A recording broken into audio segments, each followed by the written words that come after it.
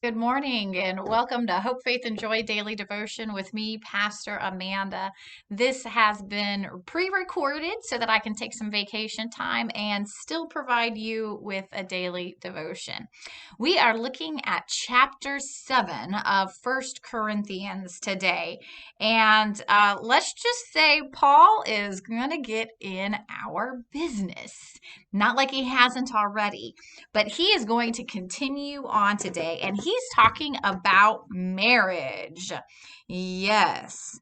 And so he talks about he's really trying to prevent people from experiencing sexual immorality, meaning that they're living off of their lusts and their passions, but instead, he really wants people to honor each other and to also be able to have a relationship with Christ.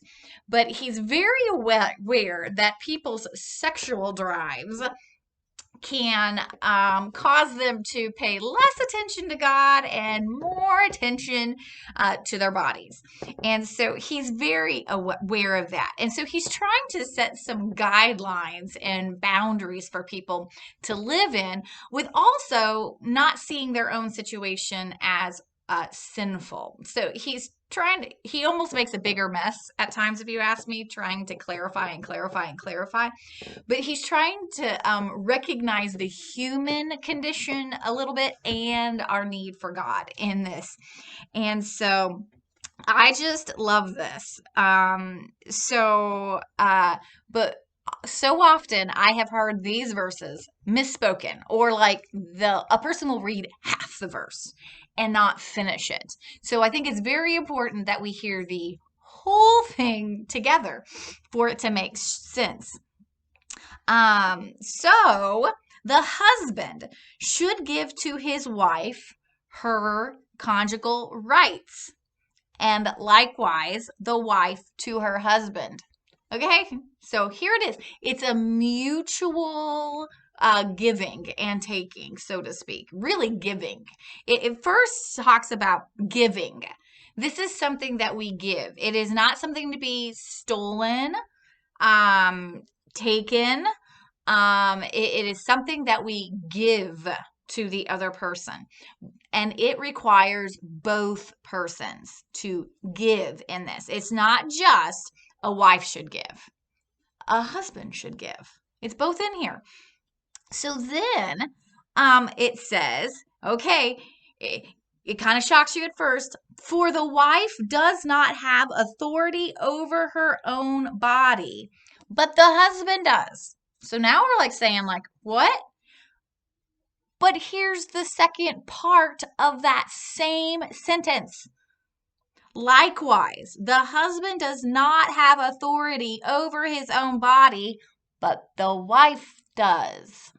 Oh my goodness. I have heard this one so many times where you only hear half of it. No, this is a mutual gathering of two people that respect one another, and that they honor one another. And this is about both of them having choice. It's about both of them having power within the relationship. And it's about this giving of oneself, but also recognizing we're not our own at the same time. And it's very interesting. Now, Paul will claim that he's single, and he will say in verse 5, he goes, "Do not deprive one another, except perhaps by an agreement for a set time to devote yourselves to prayer and then come together again." So he's recognizing that once you're married, there's certain expectations that come with marriage. But at the same time, people also need to set time for God, and that they need to make that and agree to it together. And so we find that he goes there's that struggle of self-control that he's struggling with in this particular community.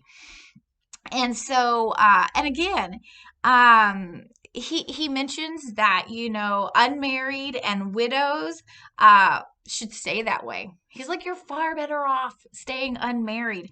You can devote yourselves to God. But he's like, but if you are experiencing passion, then you need to marry. Um, for what Paul is really trying to get at here is that we aren't to be just going like around from person to person to person to person, just relieving our passion. But it's about coming together, respect and honor. And, it's about the only way to really see a person is to commit to them for a long period of time. Otherwise, you're just using a person. And yeah, we could probably name lots of marriages that you see that happening within. But the intent of the marriage is so that two people could really honor each other and at the same time be able to relieve their passions, so to speak. And he talks about now, if say you're in a relationship where one person's a believer and the other is not, then if the unbeliever is willing to live with the believer, then you keep at it, because the believer through this can save the unbeliever. And then it also says that if the unbeliever wants to leave that relationship, let it be so, because it could just cause more misery. And so, that way, just kind of let that happen. Don't bind a person who becomes a believer to an unbeliever that doesn't want to be with them, because that's just going to make the situation worse. So he does kind of going to say it's, divorce could happen, so to speak.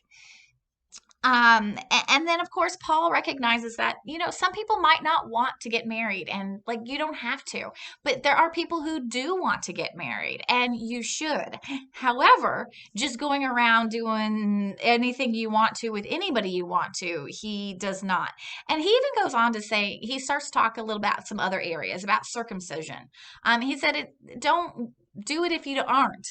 And then if you are, that's fine. Don't worry about it. He's like, that's not something to be spending too much time stressing over.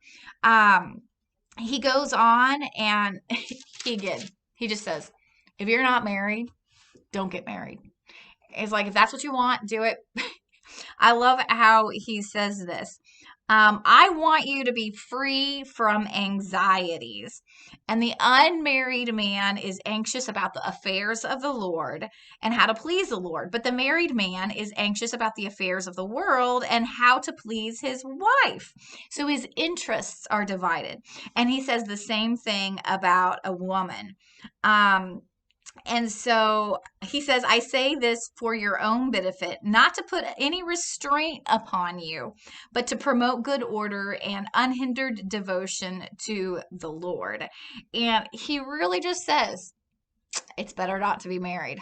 Life is just easier because you aren't being pulled in different directions. And so he really is just trying to make an awareness that we bind ourselves together when we do enter into marriage, and there are ways to honor that. And at the same time, if you have an opportunity to not be, go for it. But it doesn't mean that you can then the only time that you can live into your passions, he says, is within the marriage bonds. And so we hear him speaking to that. But in a time and age where singleness was not always considered a positive thing, he's really challenging us to say, what's best for us right now? What's best for you this time? Is it important? Maybe as a single person, just be able to see the good in that, how you don't have the anxieties or stresses of someone else pulling you in other directions. How often does lust and passion only last a short time, and then you're stuck with someone maybe? But then there's also this thing where you get to learn when you are married to someone, you can learn to grow in love with them. You learn patience. You learn to practice forgiveness. And so you can really live into who you are as a Christian too. And you need to listen to how God is calling you to live out your life with God. And for some people, singleness is the way. And for others, it's through marriage that they can love God. But guess what? It all comes back to loving God. So I invite you to consider that a little bit for yourself. And thanks for joining me, Pastor Amanda, with Hope, Faith, and Joy Daily Devotion. And I'll see you tomorrow.